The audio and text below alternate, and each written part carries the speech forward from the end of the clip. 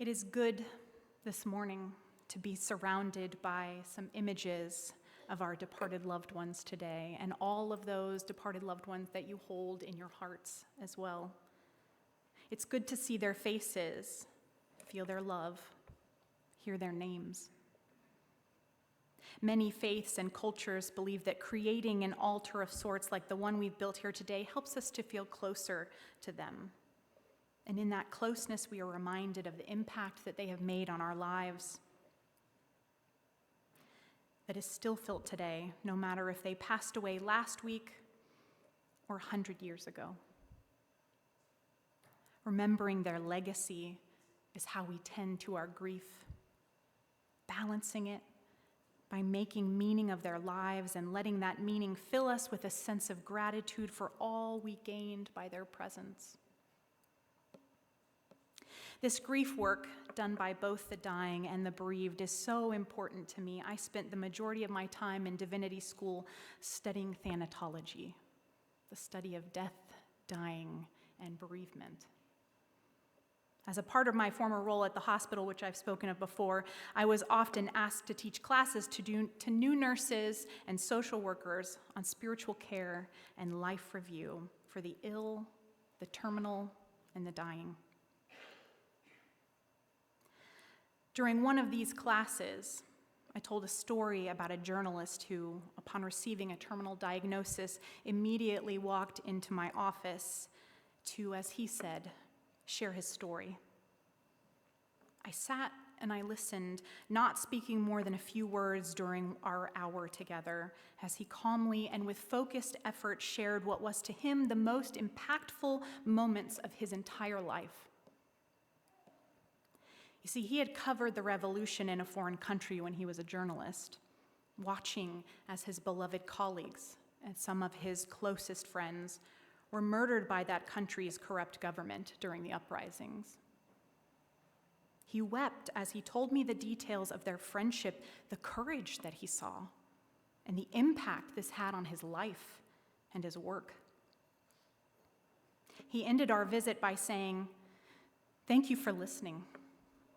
I never married, never had children, never had in all these years someone I could say the names aloud of my friends. I needed someone to know about these people and about what had happened to them. I couldn't let it die with me," he said. "And now it is your story to carry." Well, in sharing it with one particular nursing class, a hand raised, and one of them asked, "What did you do with the story?" I was admittedly confused, so I asked her to clarify. "Well, did you write it? Did you write the story down and publish it? Did you share it with other people?" she asked. "Aside from sharing it with you all, no. Healthcare privacy laws and all that kind of make that challenging." She seemed disappointed, and I understand. A little annoyed, like she was calling me on a bluff. "Well, I mean, he gave you his story. Don't you think you should do something with it?" The truth is, what I did with it was too hard for me to put into words at that moment. This powerful and transformative time in the journalist's life became, for me, one of the most powerful and transformative in mine. One that illustrated the very human need to be seen and heard, to have our life's experiences validated by someone who will not judge us. I met him when I was in my formative stages of my ministry, and our interaction helped to cement that this was indeed what I was called to do with my life. The gift this man gave to me was my purpose. How fitting, because the gift his friends gave to him was the same: purpose. Though born out of great hardship and suffering, telling the story of others became this journalist's calling in life. Like an unending circle, his friends gave him their legacy to tenderly carry. He gave me his. And in some small way, I give you mine. This is what I wanted to say when she asked me that question. But what I said to that nurse in that classroom was a little more fumbly. That his story became my story, like a very small chapter in the large, large, ever-growing book that is my life. It changed me. It put a face and names to that traumatic era for that particular country. I told them that they will all hear stories from their patients that will impact their life forever too, just as I know you all have your own precious story and are carrying the story of others with you. And to me, it is enough that I carry his story and the story of his friends with me always. And yet, why is it that we are often told to want more than this? I once met a young man who told me he felt cheated because his mother, whom he described as stunning in her beauty, which, good for you, young man, never became a star. He felt that somehow he deserved to be famous by proxy, and that the poor life choices he had made were all a result of that deep disappointment he bore due to his mother's unlucky break. This conversation struck me so profoundly. My question to him was, what's so disappointing about living a simple life? The drive for fame or infamy sometimes can leave us feeling empty. For this young man, being a good husband, a loving father, a caring parent, these were meaningless unless everyone knew his name. He was in his 20s, and he had already given up on building a worthy legacy of his own. We will all leave a legacy, but it's up to us to determine whether that legacy will be a good one or a not so good one. When we come to that point in our lives where we begin to think about what our legacy will be, and for some of us that begins like Iris at a very young age, and for others, we wait until, 90, 95 to start tinkering with the idea of it. But whenever we start down that path and acknowledge our desire for a good legacy, we're acknowledging an existential need to be remembered after we die. Life's sometimes cruel truth is that in 200 or 300 years from now, few among us will be remembered with some grand gesture, the way that fame-seeking young man hoped he might. I know it's very unlikely that they will have statues of me, paintings hung, books written, or even a candle lit and my name said after 300 years. My great-great-grandchildren may not even remember my name. Will it be enough that they carry my story in their blood? Will it be enough for you that you have lived a good life, a generous life, that you have given back whatever it is that you could, that you have loved and been loved in return? So if there will likely be no monuments extolling our good deeds, no ostentatious 90,000 square foot golden ballroom with our name above the doors, how does one create a meaningful legacy then?